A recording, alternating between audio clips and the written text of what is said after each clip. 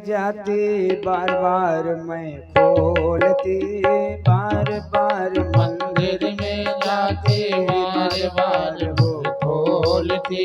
कैचा कोनी जे मेरे मोहन कर्री कर्री बोलती।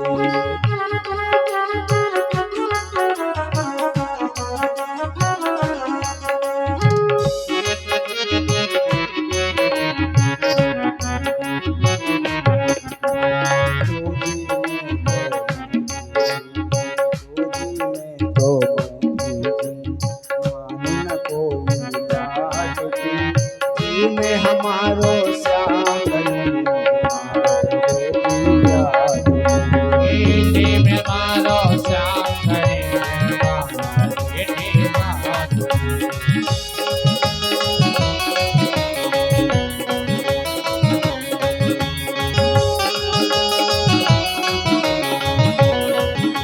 अब मालूम कर्मा रूठ के बैठ गई और बोली, भगवान जब तक आप भोग नहीं लगाओगे तब तक मैं भी नहीं खाऊंगी। एक कोने में जाके रूठ गई। अब भक्ति कर्मा की रंग लाई। जब ही रूठ के बैठी तो अंदर से आवाज आती है, मैया मुझे भोग लगाओ ना, मुझे खिचड़ी खिलाओ ना। पर्दा खोल के देखा तो मेरा गोविंद आकर के कर्मा की गोद में बैठ गया और कहने लगा, माँ मुझे खिचड़ी खिलाओ। भक्ति होए तो कर्मा जैसी सामरिया घर आवेला। भक्ति होए तो कर्मा जैसी सावरिया घर आवेगा। भक्ति होए तो कर्मा जैसी सामरिया घर आवेला। भक्ति होए तो कर्मा जैसे सावरिया घर आवेगा। भक्ति होए तो कर्मा जैसी सामरिया घर आवेला। भक्ति होए तो कर्मा जैसे सावरिया घर आवेला। भक्ति भाव से पूर्ण होके हरस हरस गुण गावेला। भक्ति भाव से पूर्ण होके हर रस गुण गावेला। साचो प्रेम प्रभु ते हो तो, साचो प्रेम प्रभु ते हो तो। मूरत बोले काठ की जी में हमारो श्याम धनी के माँ बेटी जाट की। ये देवारो श्याम घड़े देवा बेटे नाथ के।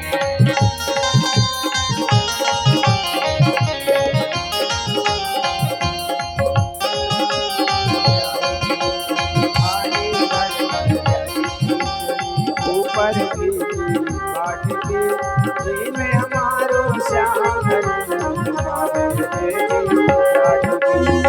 देवारो श्याम घड़े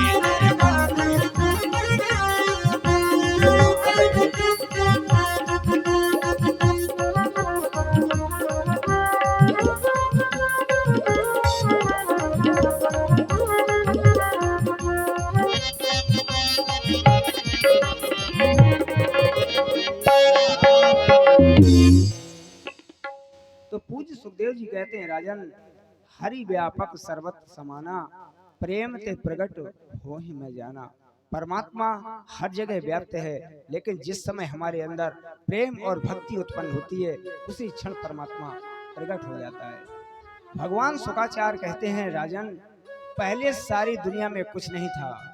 स्थावर जंगम अंडज उद्भिज स्वेदज जरायुज किसी प्रकार की सृष्टि नहीं थी। तो एक दिन नारायण भगवान के मन में इच्छा जगी। नारायण नर माने होता है भगवान, अयन माने जिसने शयन किया है, नर माने पानी, पानी में जिसने मानो अपना शयन बना लिया हो वही नारायण है।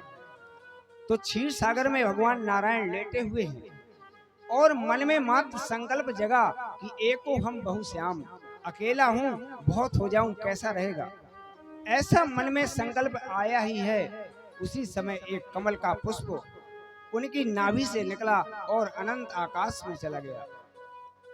आकाश में वो कमल खिल गया, उसमें ब्रह्मा जी की उत्पत्ति हो गई। बोले ब्रह्मा जी भगवान की जय।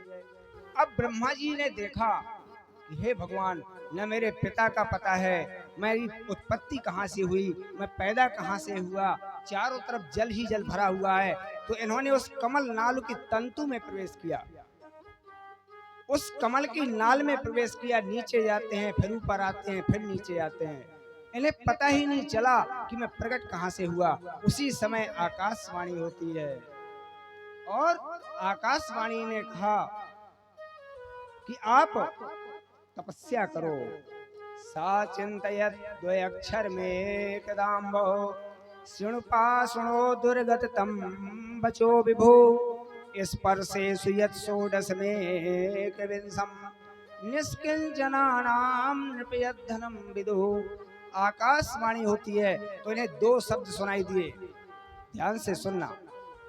स्पर्शे सुयत षोडश में कविंसम, जो स्पर्श कहे गए हैं, का से लेकर के माँ पर्यंत वर्ण, काखा गाघा अंगा चाचा जाजा अइया ताथा दाधा ना टाठा डाढ़ा अणा पाफा बाभा माँ, ये जो आपके 25 वर्ण हैं, इनको स्पर्श वर्ण कहा गया है। तो स्पर्शे सुयत षोडश माने 16वां अक्षर और 21वां अक्षर सुनाई दिया, ता पा। 16वां अक्षर है ता और 21वां अक्षर है पा। भागवत में स्पष्ट नहीं लिखा कि तपस्या करो तप करो तप करो, नहीं। स्पर्शे सुयत षोडश में कविंसम, 16वां अक्षर और 21वां अक्षर सुनाई दिया, ता पा ता पा ता पा, कि तपस्या करोगे तो पता चलेगा मैं कौन हूँ। वही कमल के पुष्प के ऊपर ब्रह्मा जी ने तपस्या प्रारंभ कर दी। सज्जनों, जब ही तपस्या प्रारंभ हुई, उसी समय नारायण भगवान का प्राकट हो गया। बोले नारायण भगवान की जय हो। तो भगवान ने कहा कि हे ब्रह्मा जी, मैं आज से आपको एक बहुत बड़ा कार्य दे रहा हूँ, गद्दी दे रहा हूँ। आपको सारे संसार की उत्पत्ति करना है, संसार का विस्तार करना है। तो ब्रह्मा जी ने कहा प्रभु, अगर थोड़ा सा पद मिल जाता है व्यक्ति को तो अभिमान आ जाता है। आप मुझे इतनी बड़ी पदवी दे रहे हैं, इतनी बड़ी गद्दी दे रहे हैं, शायद अपमान हो गया तो फिर क्या करूंगा। तो आप अपनी सत्ता का बोध करा दो, आप हैं कौन।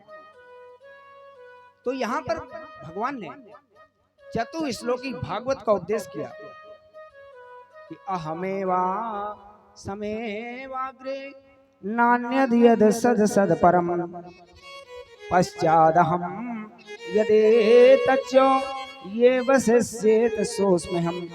नारायण भगवान ने कहा कि सृष्टि के आदि में कुछ नहीं था, सृष्टि के मध्य में कुछ नहीं था, और सृष्टि के अंत में कुछ नहीं था। सृष्टि के आदि में मैं हूं, सृष्टि के मध्य में मैं हूं, और सृष्टि के अंत में मैं हूं। अर्थात मेरे द्वारा ही सृष्टि का सृजन होता है, आविर्भाव होता है, और मेरे द्वारा सारे संसार का पालन होता है, और मेरे ही द्वारा सारे संसार को लेकर के अपने हृदय में, अपने पेट में मैं रख लेता हूं, अर्थात विनाश हो जाता है।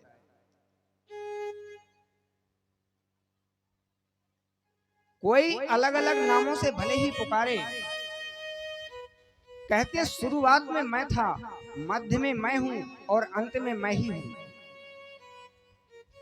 जैसे सोना है, सोना लेकर के आप सुनार के पास गए और सुनार से कहा भैया इस सोने की हमें नथनी बना दो। उसने नथनी बना दी। बोले भैया हाथ की चूड़ी बना दो, तो सुनार ने सोने की चूड़ी बना दी। भैया हार बना दो, हार बना दिया। नाम अलग अलग हो गया। पहले क्या था? सोना। बाद में अलग अलग नाम हो गया। एक दिन आप लोगों को क्रोध आ गया, सारे आभूषण लिए और ओखली में डाल के कूट दिए। सभी आभूषण मिट गए, टूट गए। क्या बचा? सोना। तो पहले क्या था? सोना। मध्य में क्या था? सोना।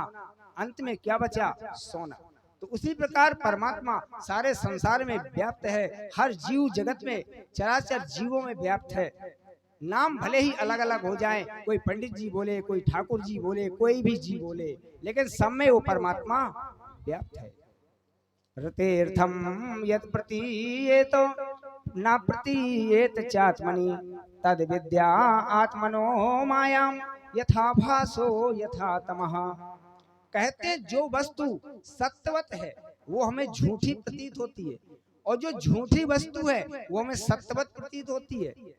जैसे आकाश में चंद्रमा एक है, आकाश में सूर्य एक है, लेकिन कभी कभी दो की प्रतीति होने लगती है।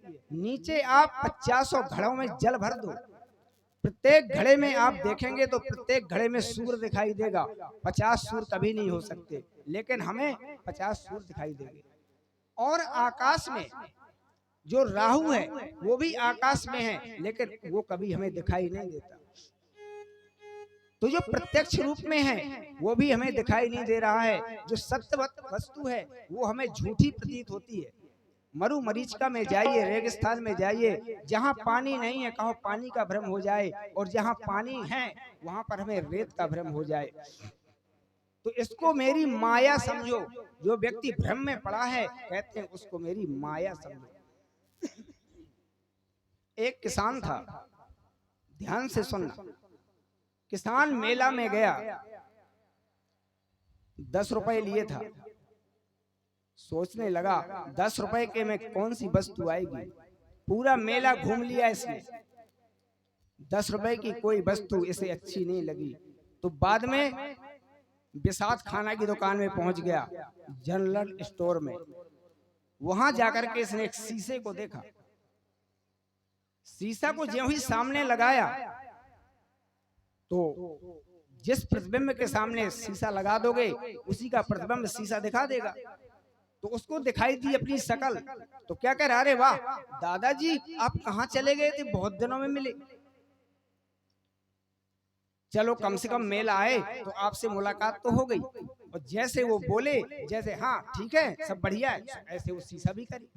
जैसा शीशा के सामने करोगे वही प्रतिक्रिया शीशा दे देगा। शीशा को ले लिया, बोले भैया कितने का, 10 रुपए का। ले लिया, घर में लाया शीशा, और जो कमरा था आगे का बैठने वाला बैठक रूम, उसमें जाके शीशे को लगा दिया। अब दिन में 50 बार जाए शीशा में देखने, और बोले हाँ दादाजी ठीक है सब चैन चान है, जलपान हुआ।